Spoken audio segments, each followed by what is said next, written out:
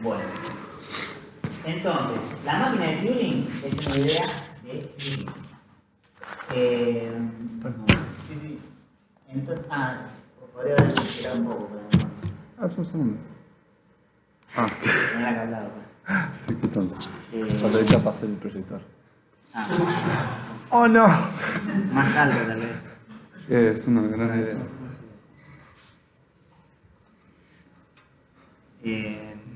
¿Arriba hay mochila? Sí, no, si no lo vas a hacer. Bueno. Ponemos la mesa así, si no. Pero no voy a poder pasar. Es computable resolver. Es que mi cámara está acá abajo, es un problema eso, perdón. La pongo en esa sillita, Entonces, Turing tenía esta idea. Había que formalizar esta idea de procedimiento efectivo. ¿Qué quiere decir procedimiento efectivo? Y procedimiento efectivo, no sé, es algo que se puede hacer efectivamente. ¿Qué quiere decir efectivamente?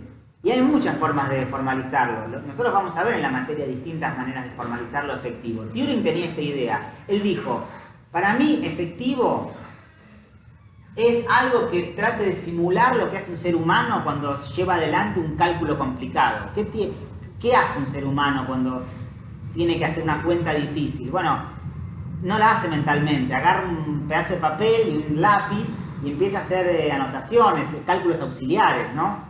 Por ejemplo, el algoritmo de la división. Uno pone los dos números, hace una L así y va haciendo cociente, resto, o no, o cosas más complicadas, pero ¿qué es lo importante ahí? Bueno, primero que uno puede escribir solo uno de finitos posibles símbolos.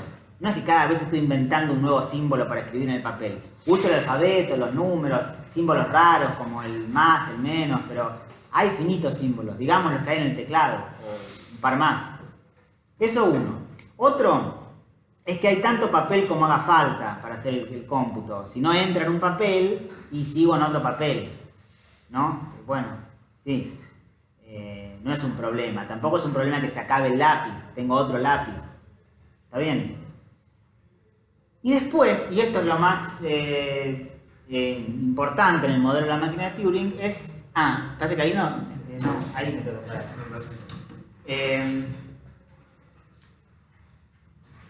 Uno, el ser humano que realiza el cálculo, está en uno de finitos posibles estados mentales. Es decir, en determinado momento estoy solo sumando, o solo restando, o solo haciendo una operación entre strings, o solo comparando dos números, ¿no? Pero hay finitas posibilidades de lo que puedo hacer.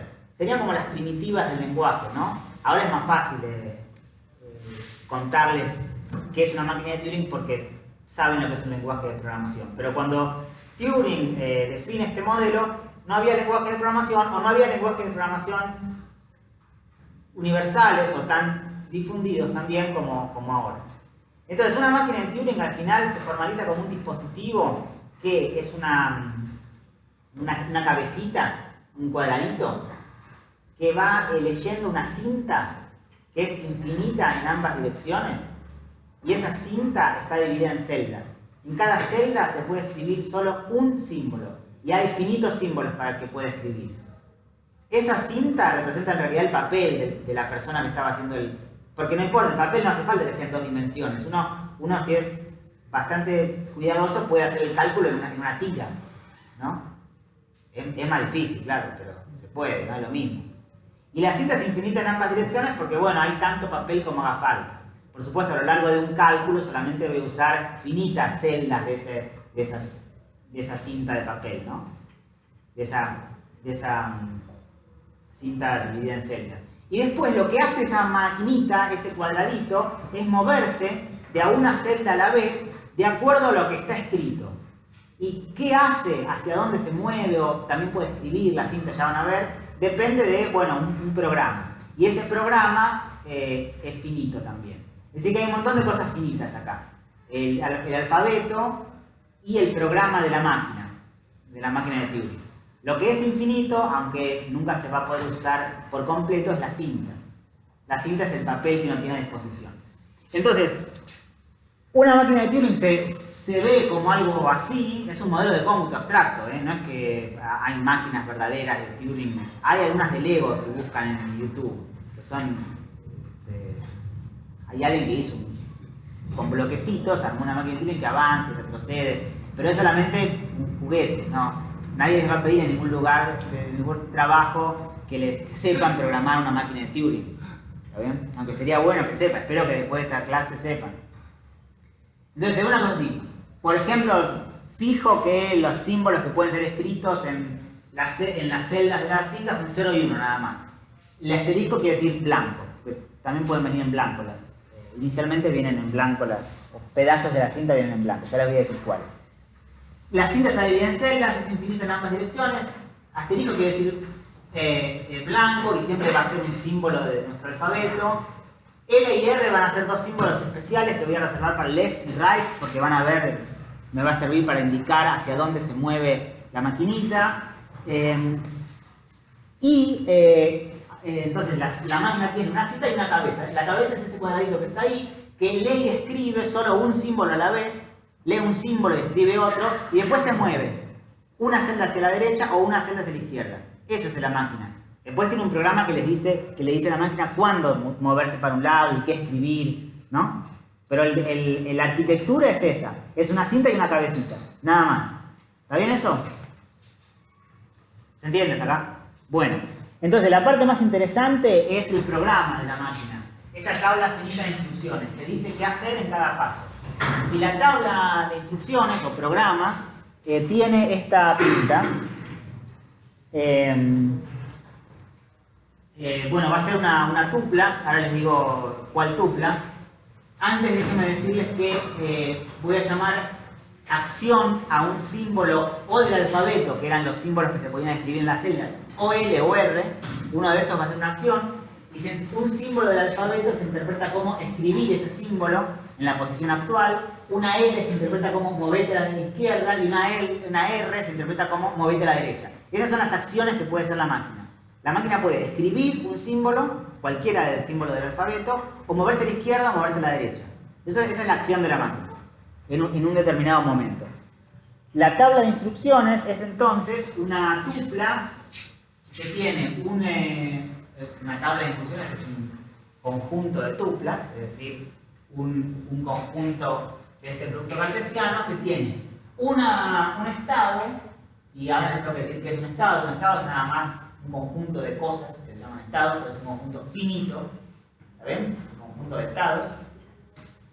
Dice, si estoy en este estado, Q, leyendo este símbolo, S en la posición actual, la cabeza está apuntando una celda que tiene este símbolo, entonces, dice la instrucción, realizar la acción A, que puede ser escribir un símbolo, moverse a la izquierda o moverse a la derecha, y pasar al estado Q'.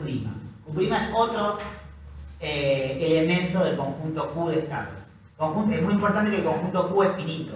Si hay finitos estados solamente. ¿Está bien? Un subconjunto de tuplas de esta forma es un programa, una tabla de instrucciones. ¿Se entiende? Entonces la máquina solo hace eso. Tiene un montón de instrucciones de estas, finitas, por supuesto, porque Q es un conjunto finito, sigma es un conjunto finito, A es un conjunto finito, así que solamente puede haber finitas tuplas de estas. Un conjunto de estados, una tabla de instrucciones, es un montón de esas tuplas. Ahora tenemos definida la máquina, entonces sabemos cuál es el alfabeto, cuál es la cinta y cuál es la tabla de instrucciones. El comportamiento de la máquina dependerá de lo que está escrito en la cinta. Si la cinta viene escrita de una forma, hará una cosa, si viene escrita de otra, seguramente hace otra cosa. Ahora vamos a hacer un montón de ejemplos de máquinas de Turing. ¿Sí? Pero es eso nada más. Es una tabla de instrucciones, conjunto de estados, alfabeto. ¿Sí? Esa es la arquitectura de la máquina. Sí. ¿Qué pasa si leo el símbolo que no está en la tabla? Está. No lo dije todavía, hay un montón de situaciones que no describí todavía, ahora se las voy a aclarar. Miren, supongan una máquina que trabaja solo con símbolos 0 y 1, y el blanco también, y tiene dos instrucciones, dos tuplas. Una que dice Q0, Q1, esto, Q1, 0, 1, Q2, Q2, 1, R, Q1.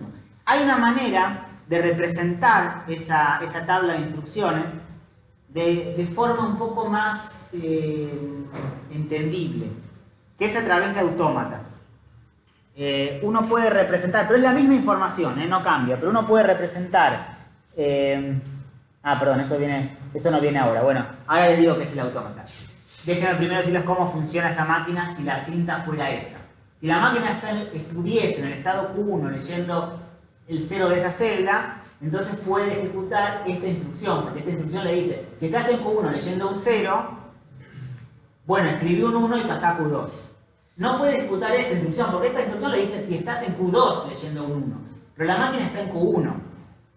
Q1 y Q2 son estados, nada más que nombres de cosas que se llaman estados, y hay finitos estados.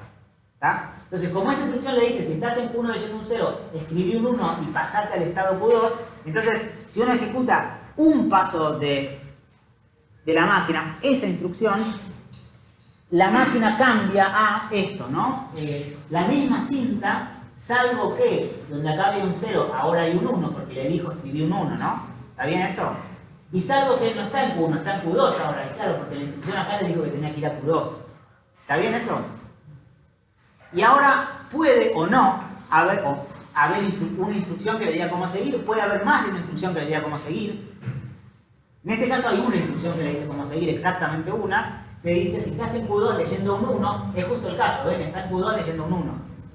Entonces dice, movete a la derecha y pasate a Q1. Entonces, ejecuta esa instrucción y la próxima configuración de la máquina es...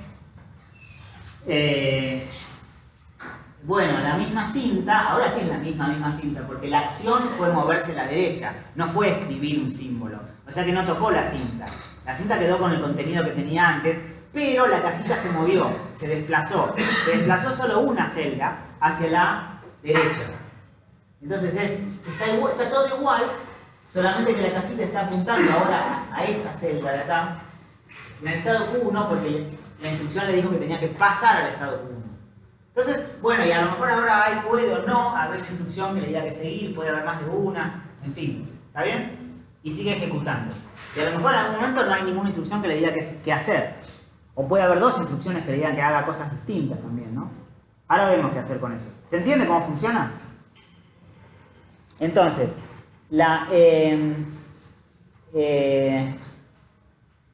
esto de vuelta es la definición de la máquina. Una máquina es el alfabeto sigma, el conjunto de estados finitos Q, la tabla de instrucciones que tiene la pinta que ya les dije, y después hay dos estados distinguidos, especiales, que se llaman Q0 y QF. Q0 se llama estado inicial, QF se llama estado final, que ahora van a ver para qué sirve. Pero bueno, esto es una máquina de tiempo, ¿sí? Algo como lo que vimos recién. Cuando la máquina, o la tabla de instrucciones, no tiene restricciones sobre cuáles son las tuplas que puedo poner, se llama máquina no determinística. Puede hacer cualquier cosa. Puede haber una instrucción que le diga, si estás en Q3 leyendo un 0, movete a la izquierda y pasá a Q tanto. Y también, si estás en Q, ¿qué dije? 3 leyendo un 0, movete a la derecha y hacer tal otra cosa. ¿No? Es decir, frente a la misma configuración, hacer dos o más cosas distintas. Esas se llaman máquinas no determinísticas y funcionan, bueno, de alguna manera que tenga sentido, que haya más de una posibilidad en cada paso. Si no, se llaman máquinas determinísticas. En las máquinas determinísticas, dada un estado y un símbolo, hay a lo sumo una posible continuación. Es decir, la máquina dice algo así como, si estoy en Q3 leyendo un 0, puede ser que no diga nada, que no haya ninguna tupla que empiece con Q3-0, o haya una tupla que diga, ¿no? Q3-0. Entonces, si estás en Q3 leyendo un 0, movete a la izquierda y pasá a Q8, por ejemplo. Pero solo una. Entonces ahí solo hay una configuración para seguir, o ninguna. Y ahí me trabo. La máquina se traba. ¿Está bien? ¿Se entiende? Nosotros vamos a trabajar con máquinas determinísticas. Solo porque es equivalente en términos de poder de cómputo a las máquinas no determinísticas. Sin embargo, no es equivalente, o no se sabe en realidad, si es equivalente, si es lo mismo una máquina determinística que no determinística en términos del tiempo que gasta, en la cantidad de instrucciones que tiene que realizar para llevar adelante un cómputo. Eso no es tema de computabilidad, eso es tema de complejidad. Ven algo en algoritmos 2, algo en algoritmos 3, pero no ven el modelo de las máquinas de Turing en detalle. Medio que calculan la complejidad, así, a grosso modo, dicen, esto es cuadrático, esto es exponencial, y está bien, y así es como se termina haciendo, pero por una vez en la vida uno tiene que ver el modelo de cómputo que está detrás de eso. El modelo de cómputo que está detrás de eso es el de las máquinas de Turing. Hay otros modelos de complejidad también. El más difundido de todos es el de las máquinas de Turing. ¿Está bien? Bueno, entonces, a mí me alcanza con trabajar con máquinas determinísticas porque en términos de lo que pueden hacer, puede ser que cueste más tiempo, pero de lo que pueden hacer al final es lo mismo, una determinística o una no determinística. Una pregunta. Sí. En el caso de la no determinística, ¿qué es lo que decide qué acción se toma? Lo que pasa es que todavía no dije qué quiere decir que una función sea computable por una máquina de Turing, pero cuando dé esa definición, lo que va a querer decir es que existe alguna ejecución que te lleva al resultado. Es decir, que frente a las muchas alternativas que uno tiene, hay alguna que te lleva al resultado. ¿Está bien? Eso ahora cuando veamos la definición de función computable va a quedar claro, aunque yo voy a dar la definición de función computable en términos de estas máquinas determinísticas solo porque es más fácil. ¿Sí? Las clases, ustedes escucharon hablar de la clase P y NP. La clase P es la clase de problemas que puede ser resuelta por una máquina de Turing en tiempo polinomial con respecto a la longitud de la entrada. Y la clase NP es la clase de máquinas de Turing determinísticas en función del tamaño de la entrada. Y la clase NP es la clase de problemas que pueden ser resueltos o decididos por una máquina de Turing no determinística en tiempo polinomial, o sea, en tiempo polinomial en función del tamaño de la entrada. Entonces, y lo que no se sabe, por supuesto P está incluido en NP, porque cualquier máquina determinística es no determinística. No determinística es más general, ¿no? No impone ninguna restricción sobre cómo debe ser la tabla de instrucciones. Y lo que no se sabe es si cualquier problema NP es también P. O sea, si el hecho de que yo cuente con una máquina no determinística, que haga el trabajo en tiempo polinomial, si me la puedo transformar para que una máquina determinística haga el mismo trabajo en tiempo polinomial. El mismo trabajo quiere decir resolver el mismo problema, ¿no? ¿Sí? Eso es lo que no se sabe. Es un problema abierto hace mucho tiempo. El que lo resuelve gana $1 millón automáticamente. Manu lo intentó durante mucho tiempo y no lo pudo resolver. No es Manu el que ofrece $1 millón de todas maneras, pero es un problema abierto hace mucho tiempo, muy importante en computación, aunque ya, bueno, medio que un poco tiraron la toalla los científicos en ese sentido, ¿no? Pero sí, en complejidad hay mucha investigación. Bueno, entonces, miren, ahora sí les hablo de esto de autómatas. Ahí tienen una máquina con una tabla de instrucciones con 4 tuplas. Q0, A, B, Q1. Q1, B, R, Q0. Q0, blanco, blanco, QF. Q1, blanco, blanco, QF. No se entiende nada. No se entiende nada. Bueno, sí uno se pone a... Pero entonces hay una manera más linda de representarlo, que es con estos grafos etiquetados que se llaman autómatas. Entonces uno pone como nodos a los estados. Y como una flecha de un estado a otro quiere decir voy de este estado a este otro estado. Y en esa transición realizo la acción que está etiquetando a la flecha entre un nodo y otro. Por ejemplo, esa flecha que dice A barra B quiere decir, si estás en Q0 leyendo una A, escribí una B y pasate a Q1, que es lo que dice la primera instrucción. Entonces la primera flecha, esta flecha de acá, está representando esa instrucción de ahí. ¿Se entiende?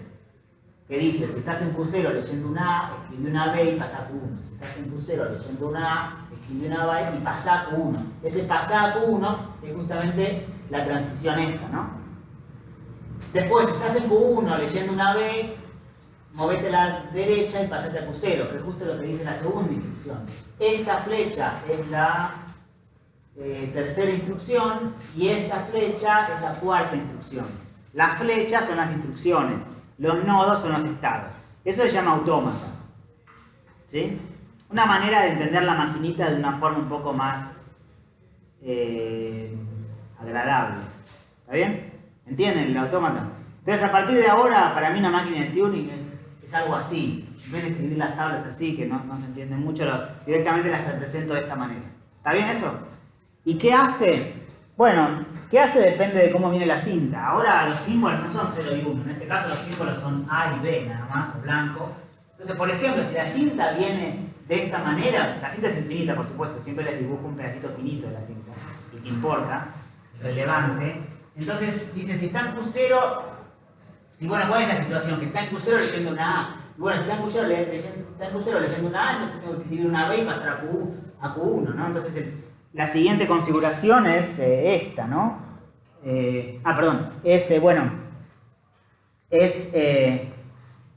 La siguiente configuración es algo como, ya tenía blanco, A, blanco, y estaba en Q0, entonces la siguiente es,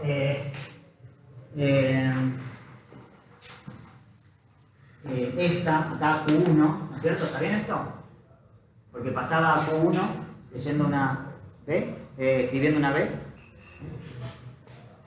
Y ahora está en Q1 leyendo una A, pero si está en Q... Perdón. No, sí, le puse mal. Una B acá en Q1.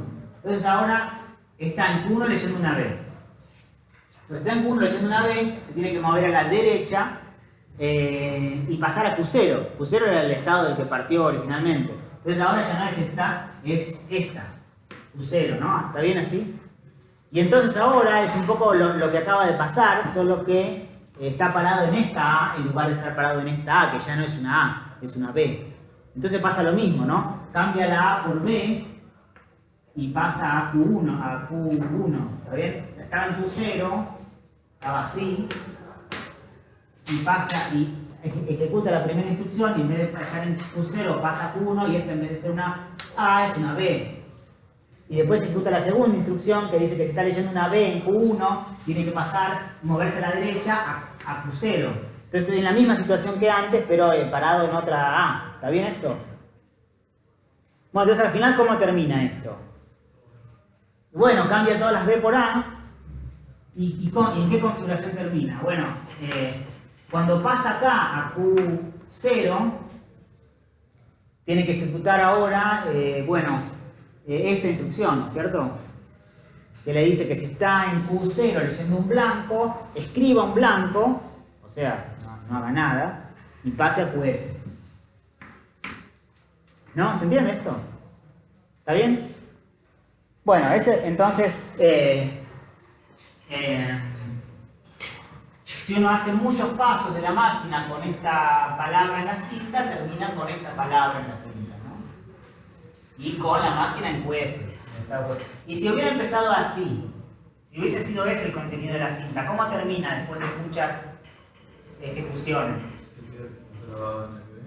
Claro, la primera A la cambio por B, la segunda la cambio por B. Cuando cae en la B, va a estar en Q0, pero no hay ninguna instrucción que me diga qué hacer si estoy en Q0 leyendo una B. Hay una instrucción que me dice qué hacer si estoy en Q0 leyendo una A. ¿Está bien? Entonces queda la máquina de alguna forma trabada, sin saber qué hacer en esta configuración. ¿Está bien eso? No entra QF. Por ahora QF no es nada, es un estado distinguido que se llama estado final. Lo que podemos decir es que esta máquina entró al estado final y esta no. ¿Está bien? Y si la cinta fuera esta y la máquina está apuntando al primer blanco, ¿qué hace?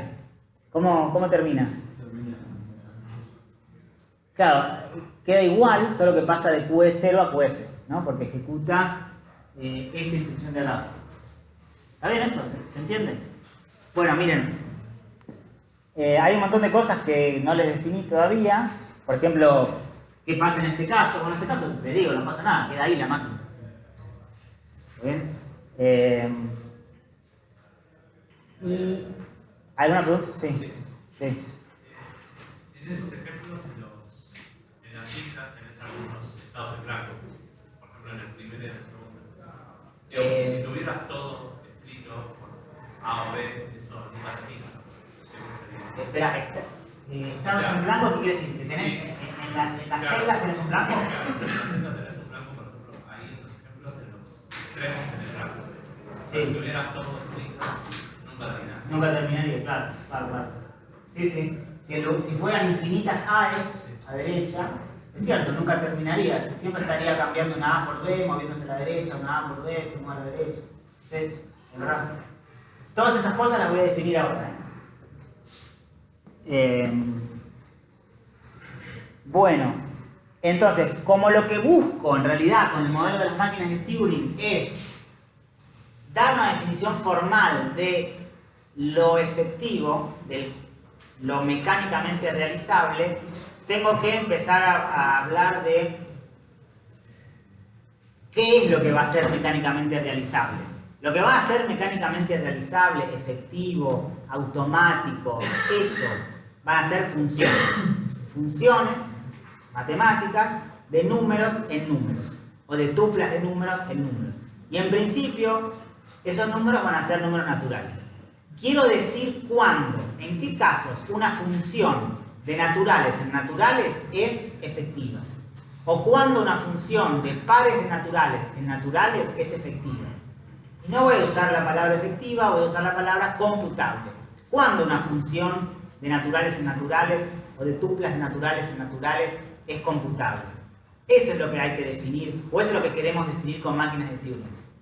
Pero ahora, a mí me resultaría muy fácil convencerlos de qué es, o dar otra definición alternativa, pero equivalente. Que es, una función es computable cuando hay un programa que la computa. En el lenguaje, bueno, nos tenemos que poner de acuerdo en el lenguaje, está bien. En C++, digamos, o en otro lenguaje, al final, cualquier lenguaje razonable va a ser equivalente. ¿Está bien? Pero yo les quiero mostrar el modelo de las máquinas de Turing, por razones históricas y también porque es importante para la computación, y entonces les voy a dar la definición de cuándo una función es computable usando el modelo de las máquinas de Turing. Igual, la noción va a ser la misma que la que dijimos recién. ¿Está bien? ¿Se entiende? ¿Puedes repetir la noción?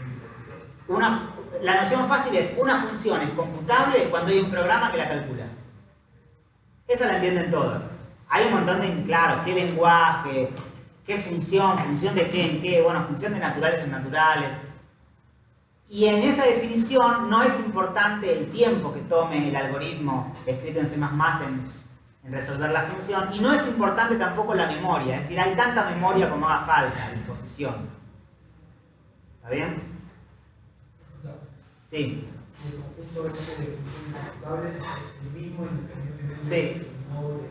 Claro, y eso es lo asombroso, eso es lo maravilloso, que es la misma noción, la de función computable, no importa si usás C++ o Haskell o máquinas de Turing, que es la definición que estoy a punto de dar, u otros modelos.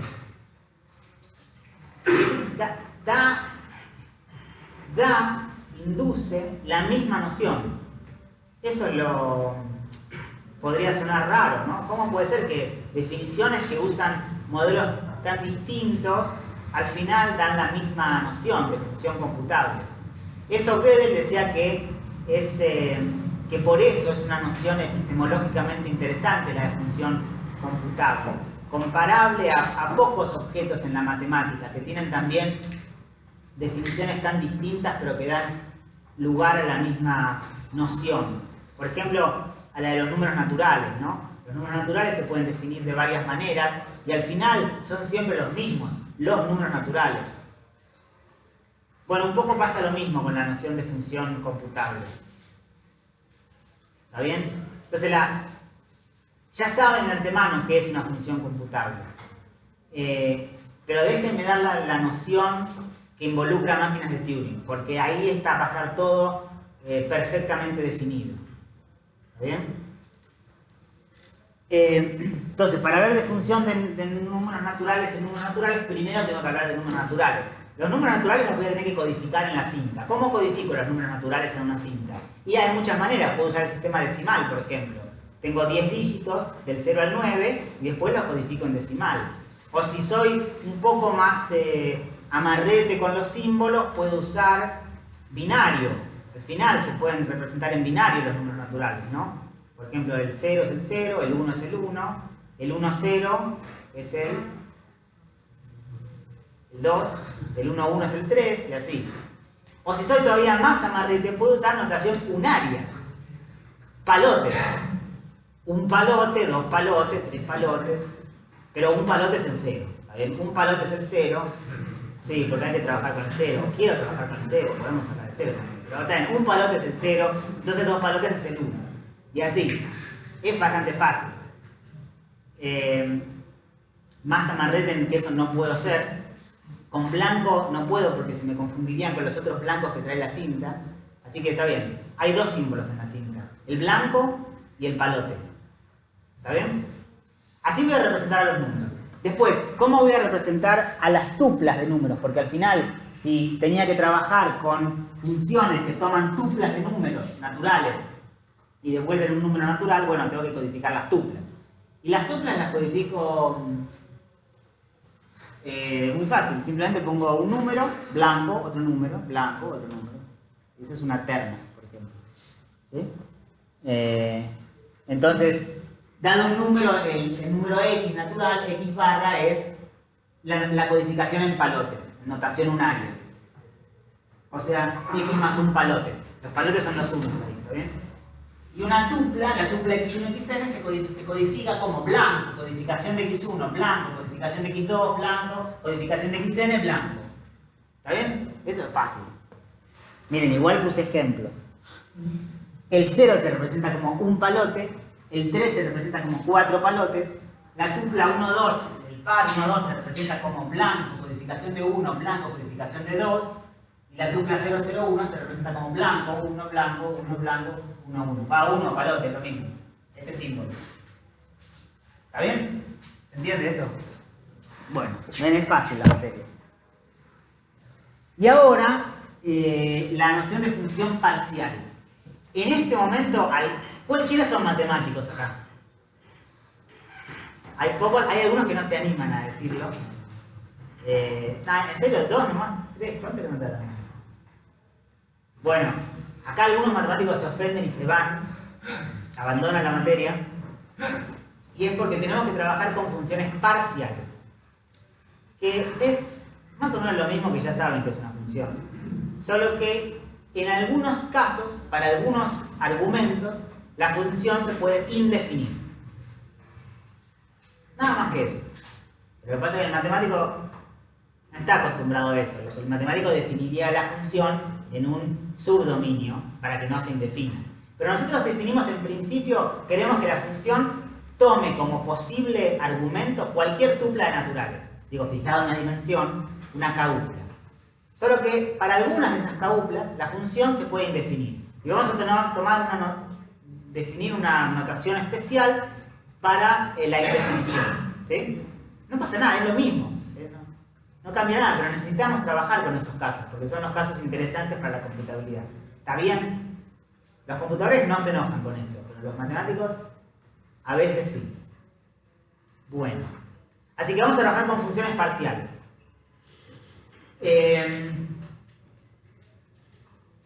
Entonces, cuando para argumento x1, xn la función f está definida, vamos a usar la flechita para abajo. Definida. Definida. Y en el caso que esté definida, la función, como devuelve un número natural, será un número natural. F de x1, xn será un número natural. Pero lo otro que puede pasar es que para argumentos x1 y xn la función esté indefinida, y eso lo notamos con una flechita para arriba, y en ese caso no da un número natural, porque si diera un número natural estaría definida. Simplemente está indefinida. No está definida, ¿está bien? No pasa nada, no está definida, ¿qué va a hacer? Es una función parcial. ¿Está bien? Manu se enojó mucho cuando yo le dije esto por primera vez. ¿Está bien? Funciones parciales. Adivinen cómo se llama el conjunto de argumentos de la función para las cuales la función está definida. ¿Cómo? Dominio. El dominio de una función es el conjunto de tuplas para las cuales la función está definida. Entonces, si f era una función de n variables, dominio de f van a ser las n uplas para las cuales la función está definida. ¿Está bien? Las funciones totales son aquellas cuyo dominio son todas las tuplas posibles. O sea que no se indefinen nunca. Las funciones totales son las que no se indefinen para ningún argumento. ¿Sí? Pero el objeto que estamos estudiando son las funciones parciales. Se llaman funciones parciales. Todo junto, funciones parciales. Las funciones parciales que son totales son las que tienen dominio igual a todas las tuplas. ¿Sí? Todas las tuplas de la dimensión de la función, por supuesto. ¿Está bien hasta acá? ¿Se entiende? Es como las funciones que ya conocen pero que se pueden definir. No hay nada malo con esto, ¿está bien? Bueno, entonces, ahora empiezo a converger en la definición de qué quiere decir computable. O qué proponemos que sea computable según el modelo de las máquinas de Turing. Para eso tengo que primero, codificar números en la cinta, tuplas en la cinta, y decir cómo empieza la cinta y cómo termina y qué hace la máquina. La definición va a involucrar esas cosas.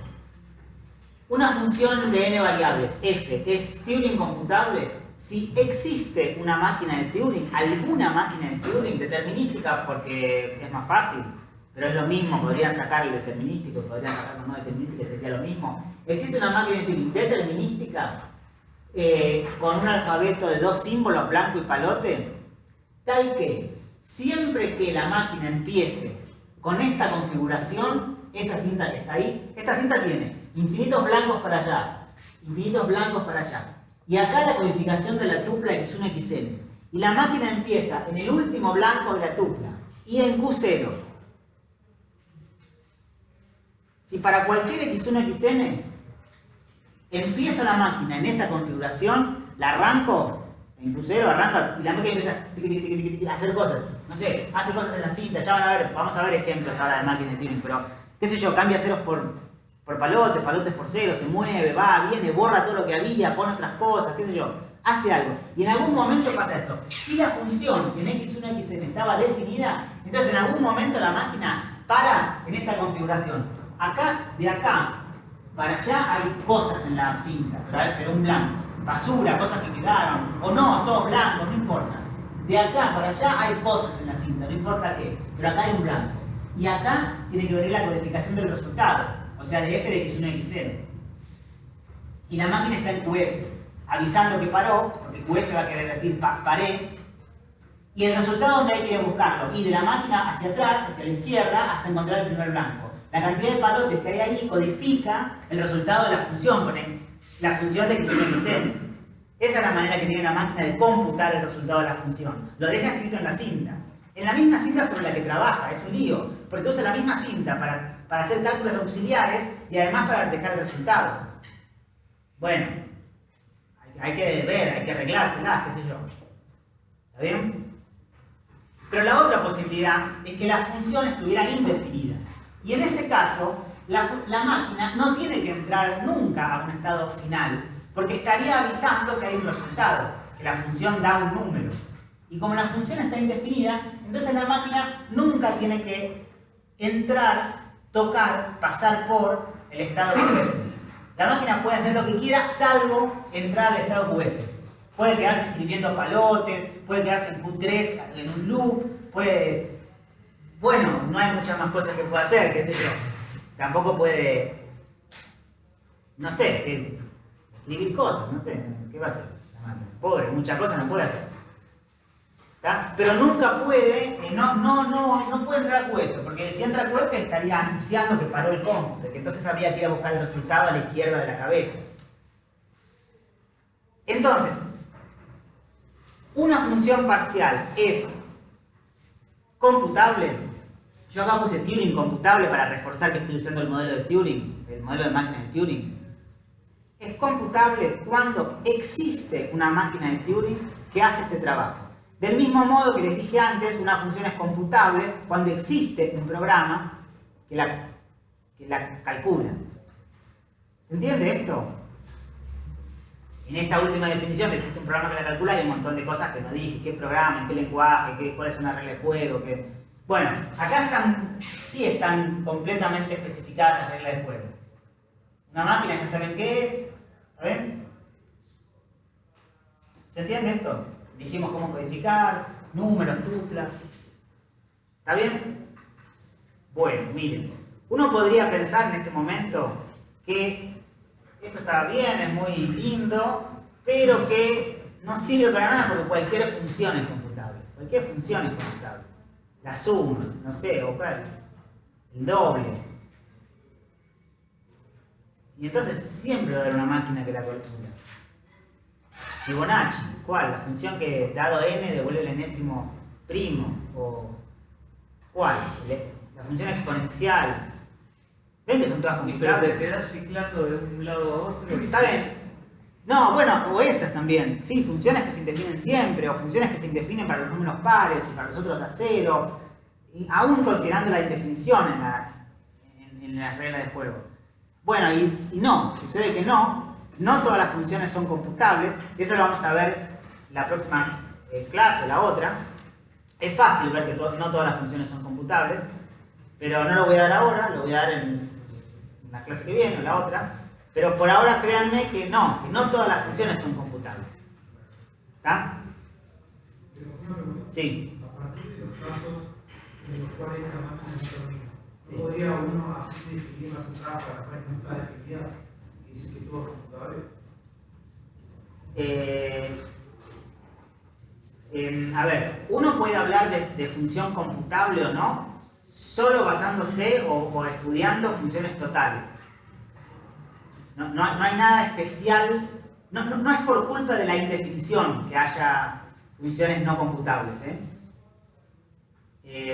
Hay funciones de números en el 0, 1, de números en números, pero de hecho en la imagen hay solo 0, 1, 0 o 1, que no son computables. Y son funciones totales. Son funciones totales, o sea que no se indefinen nunca, pero que no son computables. O sea que no hay nada, no mezclen. Es importante la indefinición para el desarrollo de la teoría, por supuesto, pero no es que una función no sea computable a causa de que se indefine. No es así.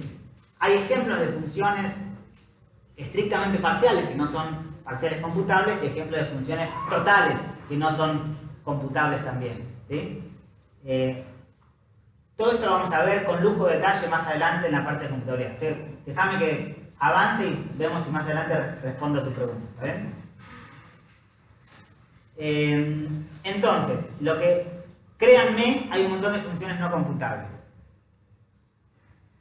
Lo que quiero hacer ahora es mostrarles un montón de funciones que sí son computables.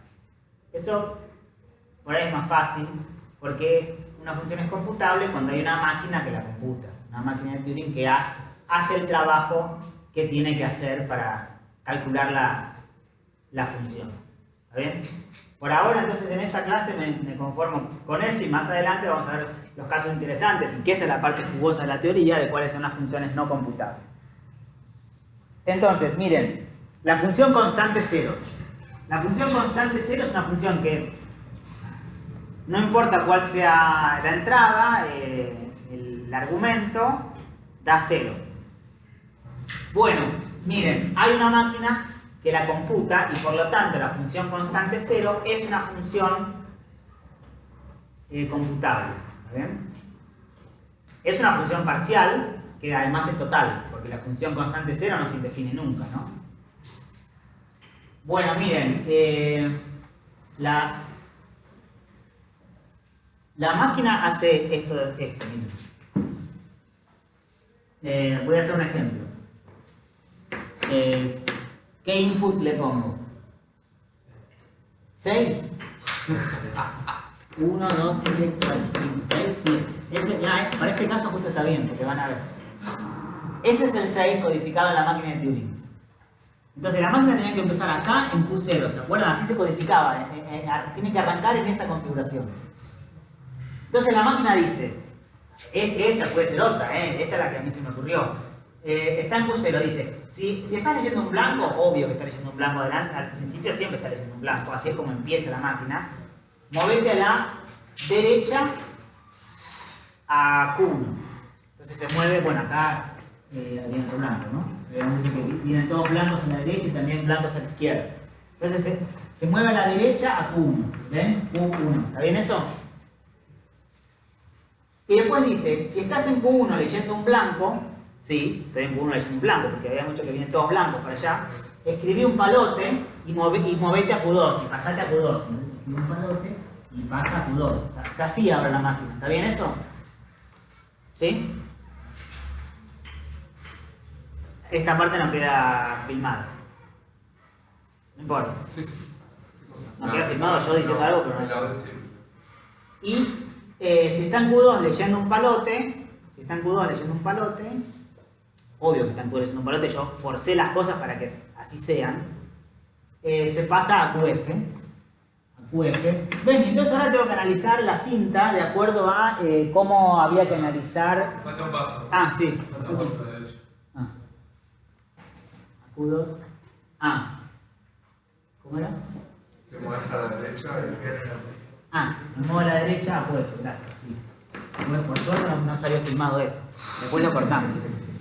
Porque yo no me equivoco nunca, Nunca me equivoco. Además, no hay prueba de lo. No hay prueba, ¿no? Entonces, ahora analizamos la salida de acuerdo a cómo había que analizar la salida, que era esta, ¿se acuerdan? Que la función estaba definida, bueno, la función constante 0 siempre está definida porque es una función total, entonces tengo que mirar esto, a ver qué hay acá. ¿Qué hay acá? La máquina tiene que terminar en QF leyendo un blanco, voy hacia atrás, cuento la cantidad de palotes hasta el siguiente blanco. Bueno, acá es esta nomás, ¿no? Que es el 0. Y bueno, claro, computó el 0. Bastante fácil lo que hizo. Ni miró la entrada, ni la miró la entrada, por eso podía haber 7 palotes o más. Ni la miró y va y pone un 0. Bueno, un palote que es el 0. Y está bien que ni mire la entrada, porque era una función constante, ¿no? El valor de la función no dependía de la entrada.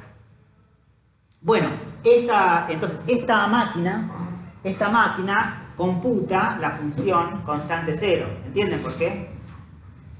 No importa cuál haya sido la entrada, siempre va y pone un palote en la salida. Un palote es la codificación del 0. ¿Está bien? Eso.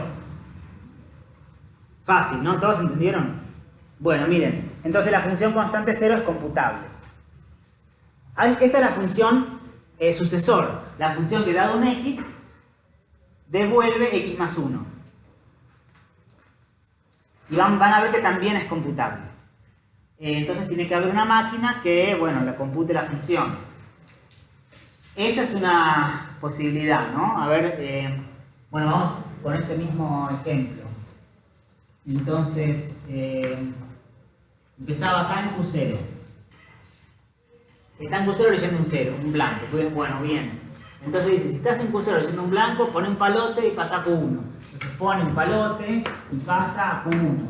Después dice, si estás en Q1 leyendo un palote, sí, obvio, lo acabo de hacer así. Movete a la derecha y pasa a QF.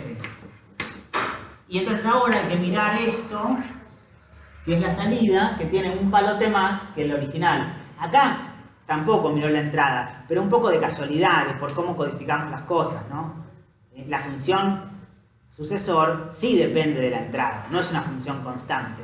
Sin embargo, la máquina, bueno, abusó un poco de su arquitectura y de cómo se codifican las cosas y lo logró. Igual podría haber leído cuántos unos había y haber puesto el palote acá, por ejemplo, ¿no? y si se codificaba en binario hubiera tenido que hacer algo un poco más inteligente. No es lo mismo codificar con palote que codificar en binario o en decimal. Pero no importa, fijemos un sistema, nuestro sistema es el de la notación unaria, bueno, listo, es computable. ¿Está bien? Porque va y le pianta un palote al final, eso es como sumar 1. ¿No? ¿Está bien hasta acá? Entonces, la función sucesor es computable. Miren un ejemplo un poco más interesante, que es la función doble. Dado el x, devuelve 2 por x. También una función total. Acá no, es una función que no se define nunca. Bueno, y acá la idea es... ¿qué se les ocurre? ¿Cómo vamos a hacer ahora? Por ejemplo, en la cinta hay un... no sé, el 2. Este es el 2. La máquina está acá. ¿Cómo? Primero, ¿qué tiene que devolver en este caso? Claro, el número 4, que son 5 palotes. O sea que tiene que agregar 2 palotes. Entonces podemos hacer una máquina que agregue 2 palotes. Pero la misma máquina tiene que funcionar cuando acá haya, no sé, 1, 2, 3, 4, 5 palotes. Y en ese caso, ¿cuánto tiene que devolver? 5, ¿qué número es? El 4. O el 8, o sea que tiene que devolver el 8, que son 9 palotes, ¿no? Pero es la misma máquina que tiene que funcionar en todos los casos. ¿Se dan cuenta? Entonces, ¿tienen alguna idea? ¿Qué se puede hacer?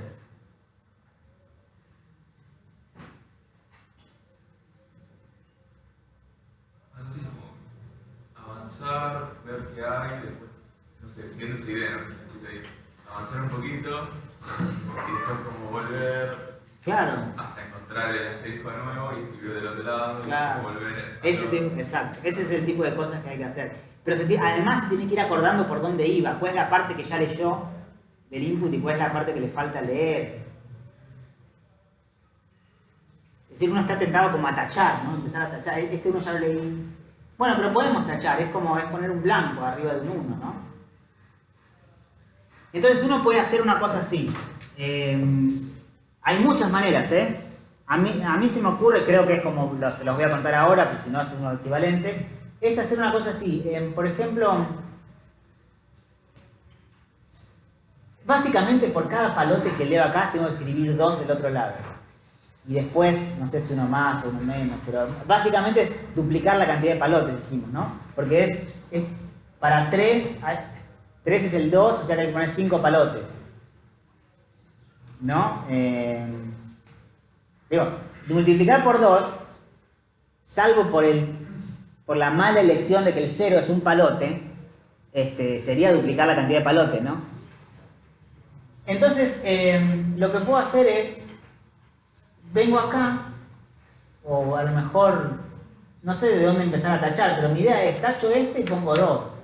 Vuelvo acá, tacho este y pongo 2. Vuelvo acá, tacho este y como era el último, pongo 1.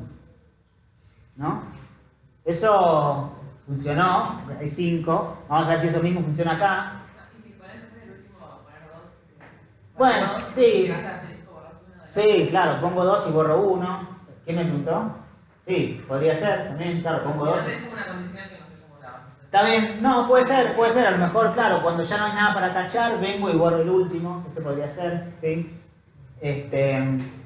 Acá a ver si funciona eso, ¿no? Bueno, acá tengo un asterisco, entonces tacho este y pongo 2, tacho este y pongo 2, tacho este y pongo 2, tacho este y pongo 2, y cuando me queda 1, pongo 1 o hago eso que dijiste vos. ¿Cuántos? 1, 2, 3, 4, 5, 6, 7, 8, 9. Funcionó. ¿Está bien? No, pero entienden la idea, más o menos. Es básicamente por cada palote que tacho pongo 2 del otro lado. Pero tachar, ¿qué es tachar? Porque no tengo un símbolo que sea tachar, pero puedo poner un blanco directamente. Lo pongo ¿no? Le pongo un blanco, total tenía a disposición el símbolo blanco. Bueno, esa podría ser una idea. O uno podría empezar a tachar de este lado también, en vez de acá para acá, de acá para acá también, ¿no? Uno podría poner estos unos de este lado, o en otro lugar, mucho más allá de la cinta, o más allá. Hay un montón de posibilidades, como siempre en un programa, muchas maneras de resolverlo. Bueno, entonces, les quiero contar, esta era más o menos la idea, pero les quiero mostrar un ejemplo de una... Esto no importa que lo lean. Un ejemplo de una máquina un poco más compleja que las que estuvimos viendo recién. Miren. Muy compleja. Hay como 14, 15, 16 estados. ¿Está? Y Manu les va a explicar ahora cómo funciona. Bueno, miren, les voy a explicar cómo funciona con un ejemplo nada más. ¿Está bien? Después miren, convénzanse de que esto funciona haciendo. Pero es esta idea, ¿eh? Bueno, entonces, no lo voy a hacer para 17 palotes, lo voy a hacer para 3. 3 es un número blanco. 3 palotes, que es el número 2. Acuérdense, esto es 2. ¿Ven? 3, 2. Blanco. Acá, y voy a poner 0 en lugar de Q0. 0 quiere decir Q0. O sea, está en Q0 apuntando este blanco. De acá para acá hay blancos, ¿eh? ¿Está bien? Entonces miren, la máquina hace esto. Empieza en Q0. Dice, si viene un 0, movete a la izquierda. ¿Ven, no? Estoy viendo esto de acá. ¿Sí? Dice, si viene un blanco...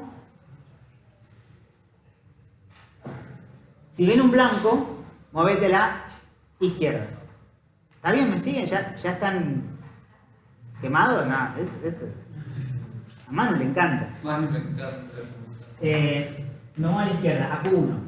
Ahora dice, si estás en Q1 leyendo un 1, sí, estoy en Q1 leyendo un palote, movete a la izquierda a Q2. Muevo a la izquierda a Q2, acá.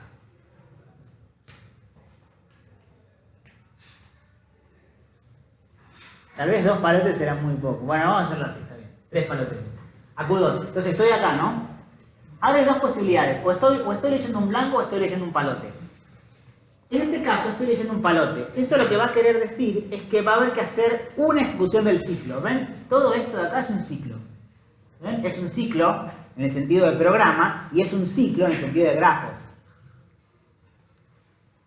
Al final va a venir para acá solo cuando termina. Cuando termina le pone un broche, hace algo, le pone un 1 más o un 1 menos, no sé, y termina. Ese va a ser como el final del... Pero si no, es todo este ciclo. Muchas veces. ¿Está bien? ¿Se entiende? Entonces, ahora me toca entrar por el ciclo, ¿no? Es como que esta fue la guarda del while. Esto para computadores, los matemáticos no se enojen. Igual no dije nada, es solo para hacerme el canchero de que digo una palabra en inglés.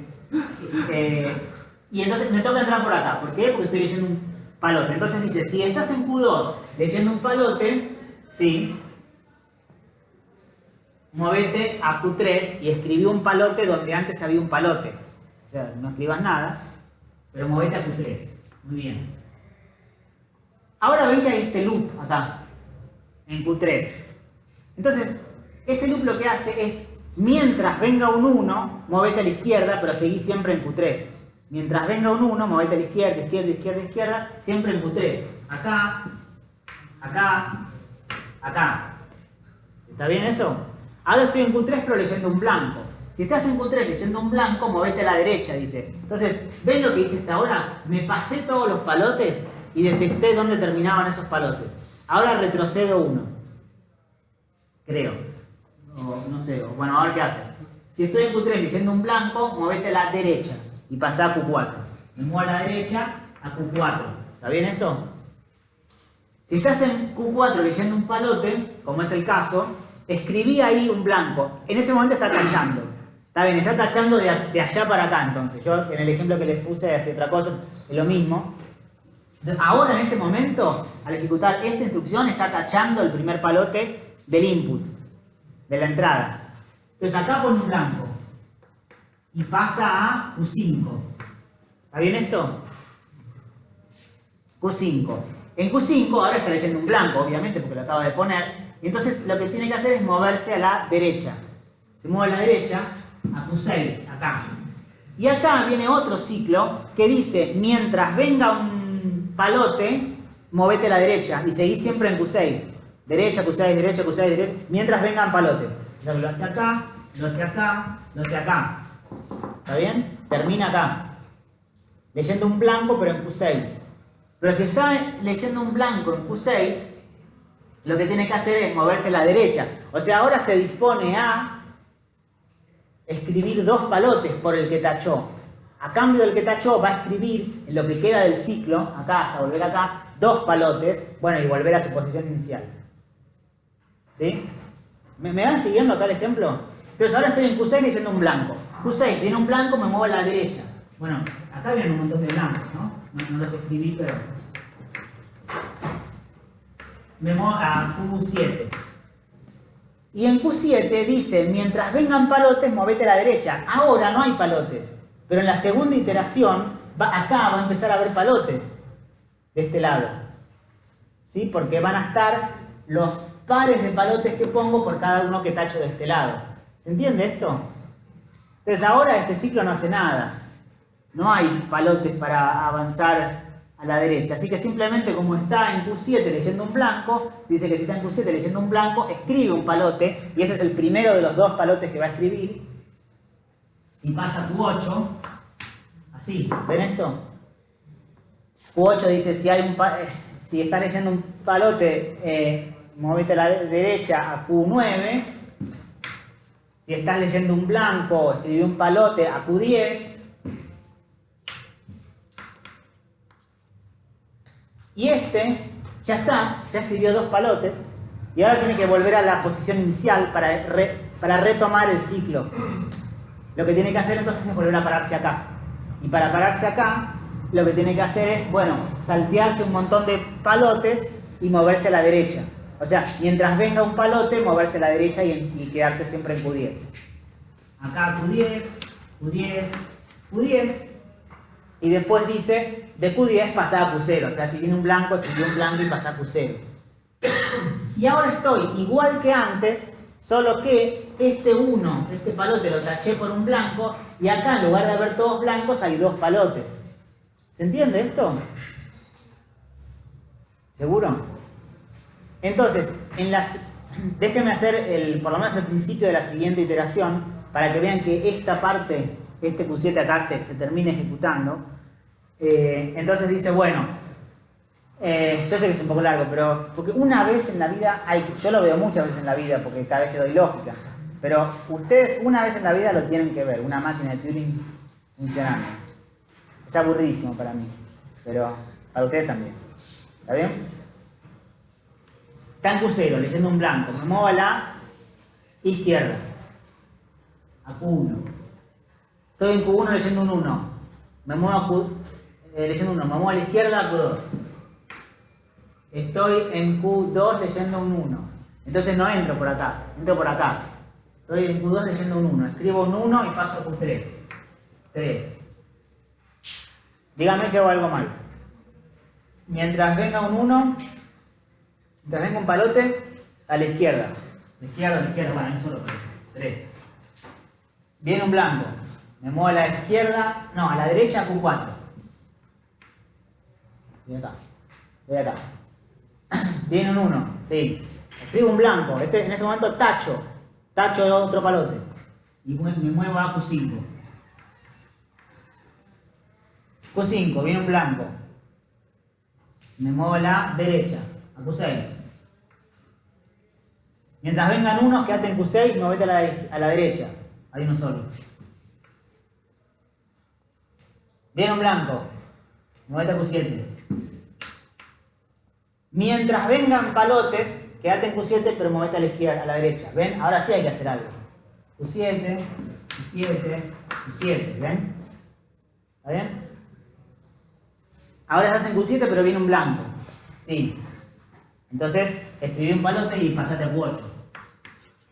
Y ahora, bueno, termina de escribir otro palote y vuelve acá. ¿Está bien? Lo mismo que ya hicimos. ¿Se entendió? Esa fue la segunda iteración del ciclo. Y ahora viene el final.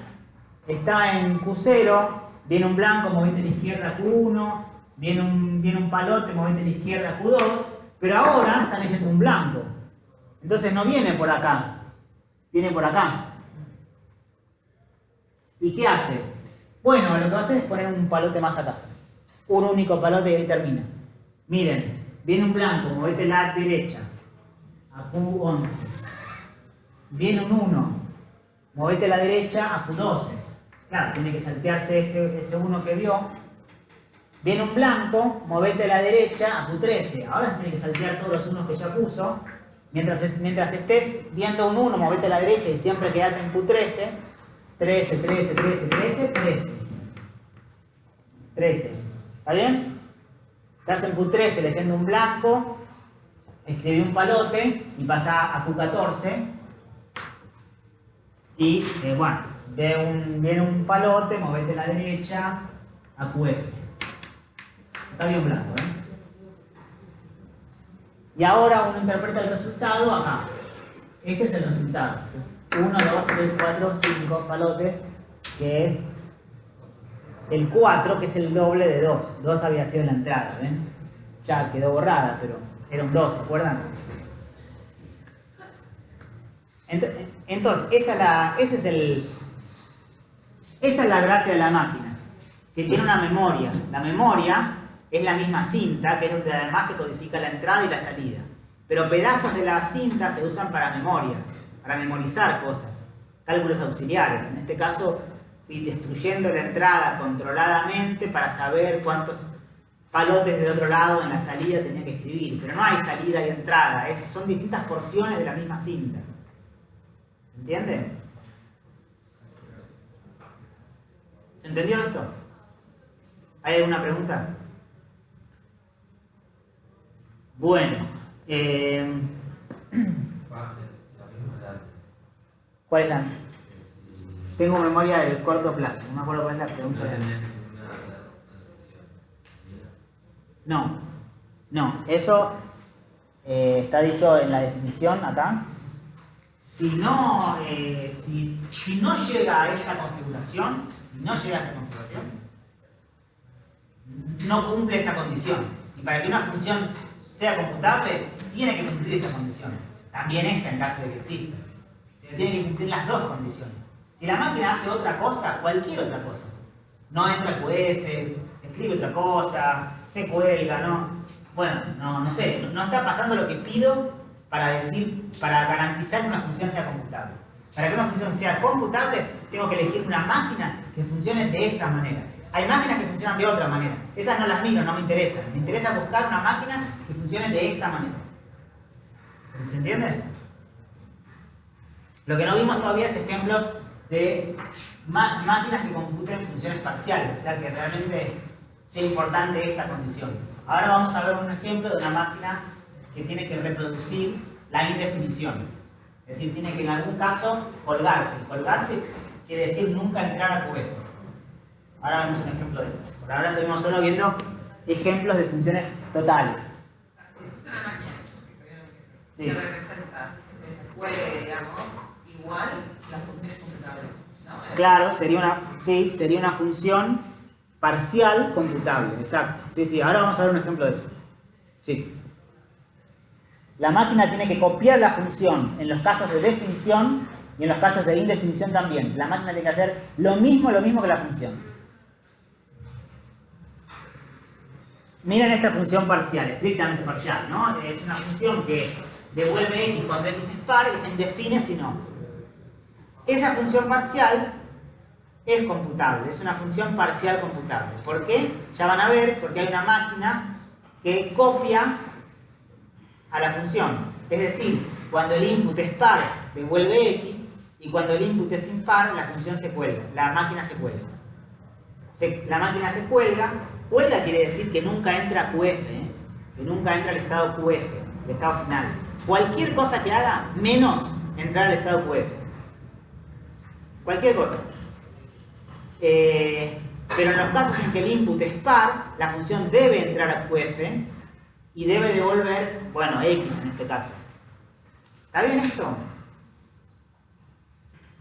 ¿Sí? ¿Entienden qué es lo que hay que hacer? Bueno, buscamos un programa que haga esto. Un programa es la máquina. Por ejemplo, miren.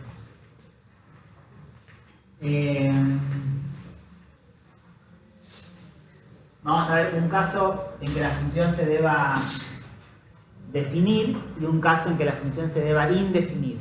Vamos a ver primero un caso en que la función se defina. Entonces agarro un x par, el 4 por ejemplo. Voy a ponerle como input 4, ¿está bien? Este es 4. Esto también le molesta mucho a los matemáticos, que ponga 4 y 5 palabras.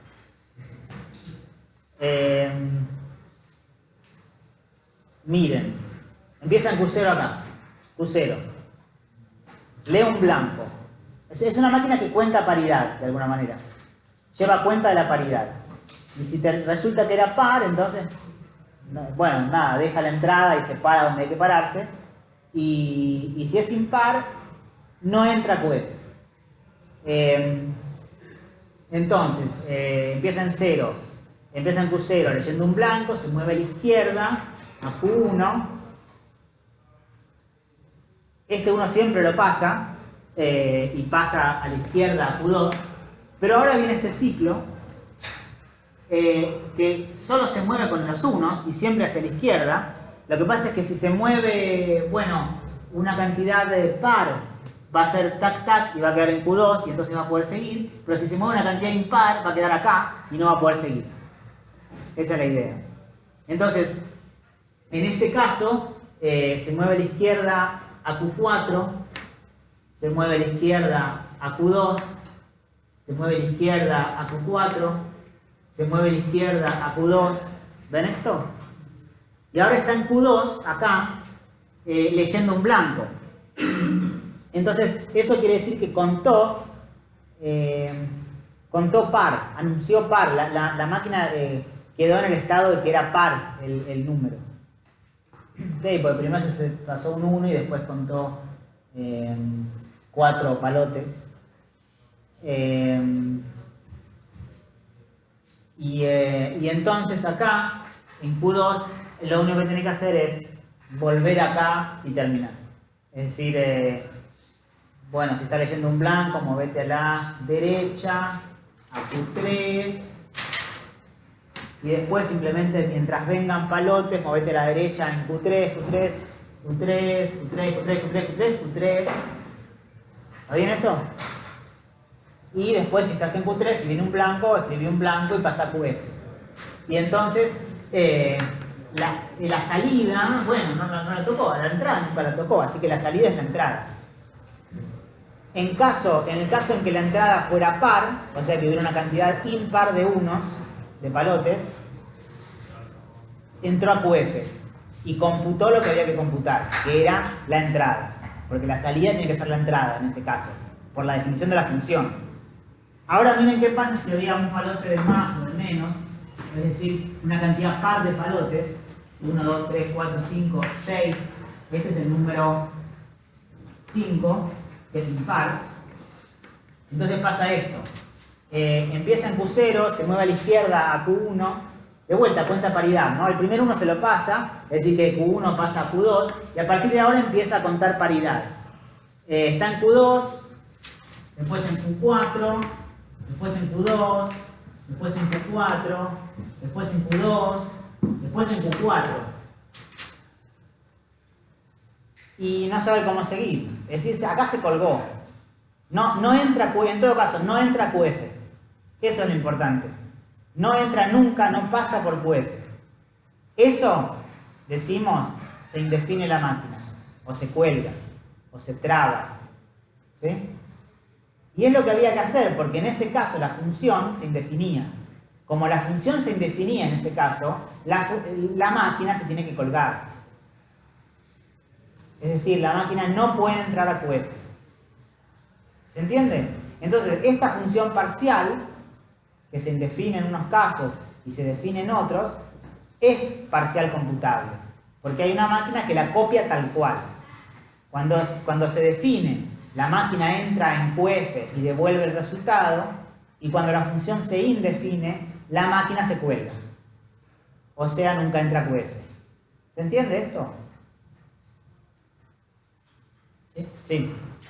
Sí, normalmente será así. Poner en 4 sería, si lees un blanco, moverte a la derecha y pasar un 5, y un 5 es si lees un blanco, moverte a la derecha. Esperá, si estás en 4, movete a la derecha y pasás un 5. Pero a la derecha no Ah, para este lado. Entonces, como queda un loop. Como un loop, y empieza a escribir blancos para allá, o unos para allá, o lo que sea. También, está bien, porque no entra nunca QF. Lo que quiera hacer la máquina, salvo entrar a QF. ¿Está? Quedarse quieto no. Sí, también, esta se queda quieta, por ejemplo. También, quedarse quieta, moverse o no, lo que quieran, salvo entrar a QF. ¿Está bien? ¿Entiende eso? Bueno, y entonces ahora para ir terminando,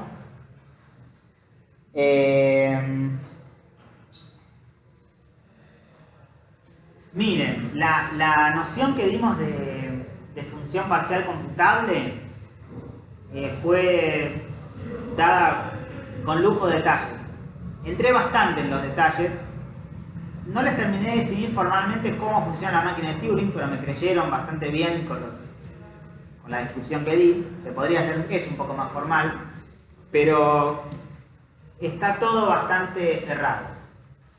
Del mismo modo, podría haberles dicho, una función parcial es computable cuando hay un programa en Java que la computa.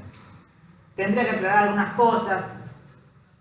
Por ejemplo, cuáles son los tipos de datos que puede usar la función, o no sé, o si vale o no leer archivos, o no sé, conectarse a internet, y la respuesta a todas esas cosas que no, todo lo más simple posible. Igual no es que eso gane poder de cómputo, porque al final internet es una constante, es un dato constante, muy grande, pero es un número al final, ¿no? Se codifica como un número. No es algo, no es un oráculo. Entonces, podría decirles, agarren Java, trabajen con números naturales solamente, pero no se preocupen por el tamaño de los números, que eso es tan grande como quieran, no se preocupen por la memoria, y no se preocupen por el tiempo que toma la función. Si encuentran un programa que la calcula, esa va a ser una función computable. Y coincide con la noción de función computable según la versión de máquinas de Turing.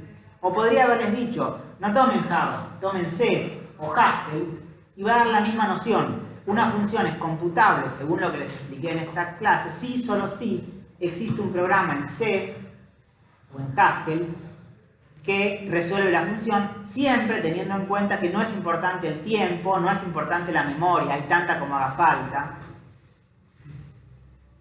Y si quieren, agreguen trabajo solo con números naturales, aunque eso tampoco hace falta, porque todos los tipos de datos, al final, se representan de manera finita y terminan siendo números naturales. No hay cómputo con números reales verdaderos. Al final son representaciones de los números reales de manera finita.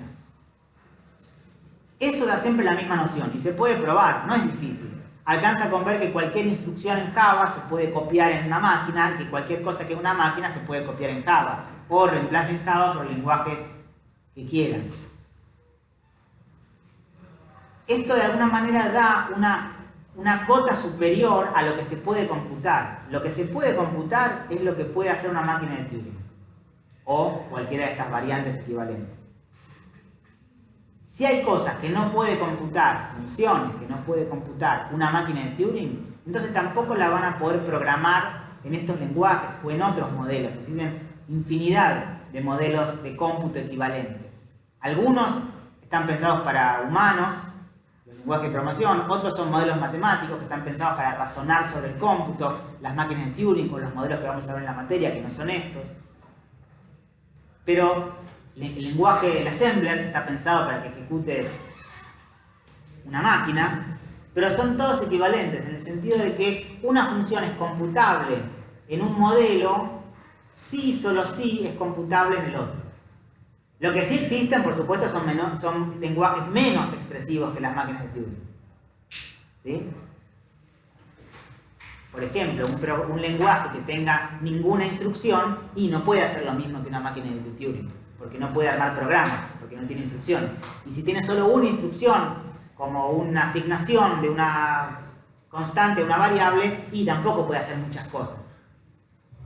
O sea que lenguajes de programación menos expresivos, o modelos de cómputo menos expresivos que las máquinas de Turing existen, pero más, bueno, también existen, pero no son razonables desde el punto de vista de capturar la noción de lo efectivo, lo computable.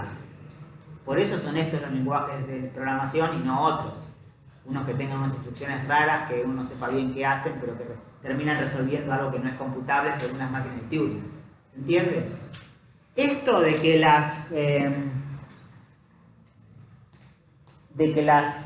de que todos los modelos de cómputo son a lo sumo tan expresivos como las máquinas de Turing, se llama tesis de Church. Es algo que no se puede demostrar formalmente porque ya el enunciado es informal. Es todos los lenguajes de programación, todos los algoritmos computan como mucho cosas que pueden computar las máquinas de Turing, que es un enunciado informal. Pero es algo que tenemos en la cabeza de alguna forma cada vez que programamos o cada vez que pensamos en un método efectivo. Creemos que todo se puede formalizar al final en una máquina de Turing o en alguno de los tantísimos modelos de cómputo equivalentes, pero que no hay nada más poderoso que una máquina de Turing. Puede haberlos en términos de eficiencia computacional, como más rápido, puede ser menos memoria, puede ser la computación cuántica, por ejemplo, puede ser que pueda resolver problemas más rápido que máquinas clásicas, pero no computa más funciones. Las funciones que computa son las mismas, las computables son las mismas en un modelo o en otro, ¿sí? Y incluso hay variantes de máquinas de Turing, también todas equivalentes, como por ejemplo máquinas que representan los números en otras bases, como en binario o en decimal, o si permitimos que la cinta, la parte que no miro, a la izquierda y a la derecha de la salida, deba estar en cero o pueda contener basura, cosas que quedaron del cómputo, da lo mismo. O si tenemos máquinas con más de una cinta, por ejemplo una cinta de entrada, donde va solo el input y solo se lee y no se puede escribir, una cinta o muchas cintas de trabajo que se pueden leer y escribir, y una única cinta de salida donde solo se puede escribir, eso por ahí es más ordenado. Hay varias cabezas entonces, está la cabeza que lee la entrada, la cabeza que escribe la salida y un montón de cabezas de la cinta de trabajo que leen o escriben, son todas equivalentes, ¿sí? Y verán en distintos libros variantes de máquinas de Turing. No es este el único modelo de las máquinas de Turing, pero más o menos son todas parecidas. Para algunas cosas sirve considerar máquinas con más de una cinta, para otras no hace falta. ¿Está bien? Y eso uno puede probar que son siempre equivalentes, ¿no? Hay una demostración para esto, no es que sea mágico, uno va y se sienta y prueba que una máquina con dos cintas es lo mismo que una máquina con una cinta a efectos de las funciones que computa. O que un programa en C++ siempre puede ser traducido a una máquina, que una máquina siempre puede ser traducido a un programa en C++. Todo eso uno lo prueba, es un ejercicio tedioso, pero no es difícil. Al fin y al cabo, una máquina de Turing es muy parecida a un programa imperativo, ¿no? Tiene instrucciones y va modificando el estado, ¿no? Lo que pasa es que no hay variables. Bueno, las variables son cosas ahí que aparecen en la cinta, en pedazos de la cinta. ¿Está bien? Pero al fin, es muy parecido a un lenguaje imperativo. Entonces, bueno, eso termina la clase de hoy de máquinas de Turing. Una cosa que no les dije. Antes. ¿Cómo? Sí. Que siempre la ejecución esto en el parcial. Siempre. Que siempre entra esto en el parcial. Siempre. Sí. No, esto no lo evaluamos. A veces digo esto antes de la clase, pero me parece mejor decírselo al final. No hay práctica de máquinas de Turing, porque es esto nada más, ¿no? ¿Para qué ponerse a programar máquinas de Turing? Miren, es un lío. Es más fácil elegir un modelo de cómputo que sea un poco más amigable, y eso es lo que vamos a hacer, ¿no? Vamos a usar un programa. Antes de ver programas, igual vamos a estudiar las funciones primitivas recursivas, que esas son funciones, no son programas. ¿Hay alguna pregunta hasta acá? Bueno, una cosa que me olvidé decirles. Las teóricas suelen ser los miércoles y las prácticas suelen ser los viernes, pero hay un montón de excepciones. Creo que menos excepciones que la regla. Pero justo viernes que viene tienen 2 teóricas juntas. O sea, de 5 a 9, más o menos, un poquito antes. Voy a dar 2 teóricas. Y en cambio, el miércoles de la semana que viene, hay prácticas. Bueno, hay un calendario en la página. Nosotros seguimos ese calendario que está ahí. ¿Está bien? Sí, acuérdense que el viernes hay clase en el pabellón 2. Sí. ¿También se respetan los horarios? ¿O el miércoles que viene va a ser la práctica tipo hasta las 9? No. Los horarios son miércoles de 5 a 7, viernes de 5 a 10. Esos son los horarios. Yo digo, ¿qué hacemos en cada pedacito de materia que tenemos, en cada pedazo de horario, ¿no? ¿Y si suben las diapos? Las diapos ya están subidas al campus virtual. No sé si esto debería que preguntamos la práctica, pero la materia es promocionable. La materia es promocionable, ¿sí? No me acuerdo si lo puse. Los detalles de eso lo van a ver en la práctica.